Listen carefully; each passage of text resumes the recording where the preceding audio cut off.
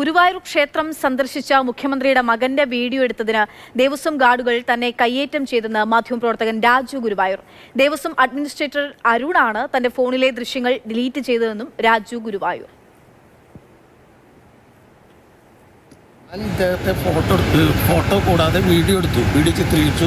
അവർ എല്ലാവരും കൂടെ ഗസ്റ്റ് ഹൗസിലേക്ക് പോകുന്ന വിഷയമെടുത്തു.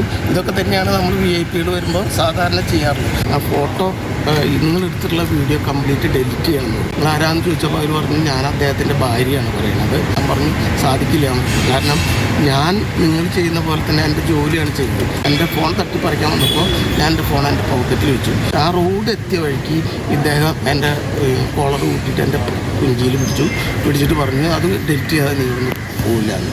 ഉടനെ തന്നെ ഞാൻ പറഞ്ഞു നിങ്ങൾ എന്ത് ഗുണ്ടായുസം കാട്ടിയാലും ഇത് ഡെലിറ്റ് ചെയ്യുന്ന വിഷയമില്ല.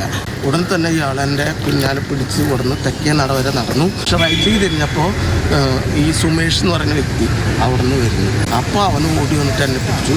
ഇയാളും ഓടി വന്ന് രണ്ടുപേരും കൂടി പിടിച്ച് എൻ്റെ കൈ തിരിക്കുന്നു, എൻ്റെ കഴുത്ത് പിടിച്ച് നിൽക്കുന്നു, എൻ്റെ കയ്യിൽ നിന്ന് ഫോൺ വാങ്ങിക്കാനുള്ള ദുസ്തി നടത്തുന്നു. അഡ്മിനിസ്ട്രേറ്റർ വന്ന ഉടനെ തന്നെ എന്നോട് വിവരങ്ങൾ പറഞ്ഞപ്പോൾ അദ്ദേഹം എന്നോട് പറഞ്ഞു അത് പുറത്തു വിടാൻ പറ്റില്ല, വാർത്തയാക്കാൻ പറ്റില്ല. ആൾ തന്നെ എൻ്റെ ഫോൺ വാങ്ങിയിട്ട് ആൾ തന്നെ ഡെലിറ്റ് ചെയ്തു. അത് ട്രാഷിൽ നിന്നും കൂടെ ആൾ മാറ്റി കളയുന്ന ഒരു സംവിധാനമാണ് ഉണ്ടായത്.